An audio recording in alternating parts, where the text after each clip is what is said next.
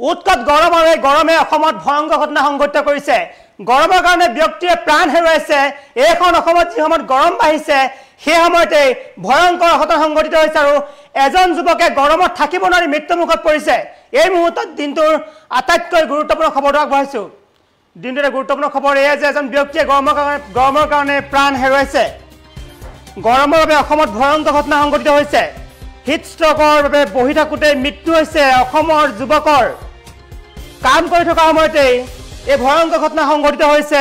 এইখন অসমতে সংঘটিত হৈছে, য'ত হিট ষ্ট্ৰকৰ বাবে মৃত্যু হোৱাৰ কথা নিশ্চিত কৰিছে চিকিৎসকে নিশ্চিত কৰিছে যে হিট ষ্ট্ৰকৰ বাবে মৃত্যু হৈছে যুৱকজনৰ। এই মুহূৰ্তত দৃশ্য অৱশ্যে ভালদৰে মন কৰক। এয়া হৈছে দৃশ্য গৰমৰ দৃশ্য। গৰম, উৎকট গৰম, প্ৰচণ্ড গৰম। মানুহ থাকিব নোৱাৰা হৈছে। অসমত মানুহ থাকিব নোৱাৰা হৈছে। মানুহৰ মৃত্যু হৈছে। গৰমত আপুনি সাৱধান হওক, নহ'লে আপোনাৰ মৃত্যু হ'ব পাৰে, আপোনাৰ পৰিয়াল আপোনাৰ আত্মীয়ৰো মৃত্যু হ'ব পাৰে। কাৰণ অসমত এই মুহূৰ্তত গৰমত হোৱা নাই কি মানুহৰ বেমাৰ হৈছে, মানুহ মৰিছে। গৰমত মানুহ মৰিছে আৰু মানুহে যিগৰাকী ব্যক্তিয়ে কিছু সময় আগলৈ কাম কৰিছে সেইগৰাকী ব্যক্তি মৃত্যুমুখত পৰিছে। কাৰণ এই গৰম, কাৰণ হৈছে গৰম। এই দৃশ্য ভালদৰে মন কৰক। এইজন হৈছে যুৱকজন। এই যুৱকজনৰ মৃত্যু হৈছে।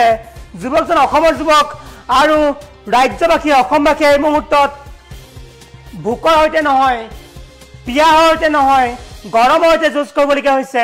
যি সময়ত মানুহে খাবলৈ নাপায় মৰে, যি সময়ত মানুহে খাবলৈ নাপায় মৰে বা পিয়াহৰ পানী বিচাৰি মৰে, সেই সময়তে এখন অসমত যি ঘটনা সংঘটিত হৈছে এই ঘটনা অত্যন্ত চাঞ্চল্যকৰ আৰু ভয়ংকৰ। কাৰণ অসমবাসীয়ে গৰমৰ সৈতে যুঁজ কৰিবলগীয়া হৈছে আৰু গৰমৰ সৈতে যুঁজ কৰি মৃত্যুমুখত পৰিছে এজন যুৱক। এইখন অসমতে এই ঘটনা সংঘটিত হৈছে আৰু বিগত প্ৰায় 2-3 দিন ধৰি এই ধৰণৰ ঘটনা সংঘটিত হৈছে আৰু প্ৰচণ্ড গৰম আৰু ৰ'দৰ বাবে মানুহৰ জীৱন যাত্ৰাত ব্যাঘাত জন্মিছে। মানুহে গৰমত মৃত্যুমুখত পৰিবলগীয়া হৈছে। আপুনি যিখন হাস্পতাললৈকে যায় তাতে মানুহ আপুনি দেখিব মানুহৰ বিভিন্ন বেমাৰ আজাৰ হৈছে, মানুহৰ ডায়েৰিয়া হৈছে বা আন ৰোগে দেখা দিছে। এই ৰোগসমূহ যি সময়ত দেখা দিছে সেই সময়তে ভয়ংকৰ এটা ঘটনা পোহৰলৈ আহিছে। কাৰণ এইখন অসমতে এই মুহূৰ্তত গৰম সহ্য কৰিব নোৱাৰি হিট ষ্ট্ৰকত মৃত্যু হৈছে এজন যুৱকৰ। এই ঘটনাটো এইখন অসমতে সংঘটিত হৈছে। এইখন অসমৰে কৰিমগঞ্জ জিলাৰ বদৰপুৰত গৰমৰ বাবে মৃত্যু ঘটিছে এজন যুৱকৰ আৰু হিট ষ্ট্ৰকত মৃত্যু হোৱাৰ কথা ইতিমধ্যে চিকিৎসকে সদৰি কৰিছে আৰু চিকিৎসকে জনোৱা অনুসৰি যুৱকজনৰ বয়স হৈছে 38 বছৰ। 38 বছৰীয়া যুৱকজন, তেওঁৰ নাম হৈছে অমৰ সিনহা। এই যুৱকজনে ভেলী চিমেণ্ট কোম্পানী নামৰ যিটো প্ৰতিষ্ঠান, সেই ভেলী চিমেণ্ট প্ৰতিষ্ঠানতে কাম কৰিছিল আৰু যি মূল গেট আছে, যি মূল প্ৰৱেশদ্বাৰ আছে, সেই গেটত তেওঁ ডিউটি কৰি আছিল। ডিউটি কৰি থকা সময়তে গৰমত তেওঁৰ মৃত্যু হৈছে। তেওঁ ঢলি পৰিছে, চকীত বহি আছিল। তেওঁ ভাবিছিল তেওঁ কাম কৰিব, টকা উপাৰ্জন কৰিব, ঘৰলৈ বস্তুখিনি নিব, পৰিয়ালৰ লোকক খুৱাব, কিন্তু সেয়া নহ'ল। তাৰ পৰিৱৰ্তে মৃত্যুমুখত পৰিলে যুৱকজন। আৰু অসমত ভয়ংকৰ ঘটনা সংঘটিত হৈছে। অসমত গৰমৰ বাবে হিট ষ্ট্ৰকত মৃত্যু হৈছে যুৱকজনৰ নাম হৈছে অমৰ সিনহা। এইখন অসমৰ কৰিমগঞ্জত এই ঘটনা সংঘটিত হৈছে। ভেলী চিমেণ্ট কোম্পানী নামৰ এটা প্ৰতিষ্ঠানত কাম কৰি থকা সময়তে এজন নিৰাপত্তাৰক্ষী মৃত্যু হৈছে। তেওঁ চকীত বহি কাম কৰি আছিল মূল প্ৰৱেশদ্বাৰত। সেই সময়তেই তেওঁ চকীত বহি থকা সময়তে প্ৰচণ্ড গৰম আৰু ৰ'দৰ বাবে এটা মৃত্যু হৈছে। এই কথা আৰক্ষীয়ে ইতিমধ্যে তদন্ত কৰিছে বুলি গম পোৱা গৈছে। কিন্তু ইতিমধ্যে চিকিৎসকে সদৰি কৰিছে যে এই ঘটনা হিট ষ্ট্ৰকৰ বাবে হোৱা বুলি সদৰি কৰিছে। অৱশ্যে ঘটনাক লৈ তদন্ত হ'ব বুলি বিভিন্ন লোকে আশা কৰিছে। এই যুৱকজন যিজন তেওঁ বয়স আছিল 38 বছৰ, তেওঁৰ নাম আছিল অমৰ সিনহা। তেওঁ কৰিমগঞ্জ জিলাৰ পাঠাইকান্দিৰ বাসিন্দা বুলি গম পোৱা গৈছে। অৱশ্যে চিকিৎসকে নিশ্চিত কৰিছে যে যুৱকজনৰ হিট ষ্ট্ৰকত মৃত্যু হৈছে।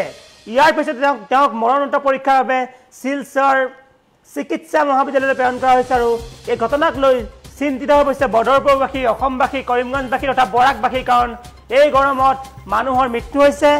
গৰমত মানুহৰ মৃত্যু হোৱাৰ লগে লগেই অত্যন্ত চিন্তাৰ উদ্বেগ ঘটাইছে। কাৰণ এই গৰমে যি সময়ত প্ৰাণ লৈছে, গৰমে যি সময়ত মানুহক মৃত্যুমুখত পেলাইছে, সেই সময়তে গৰমক লৈ মানুহৰ চিন্তা আৰু বাঢ়িছে।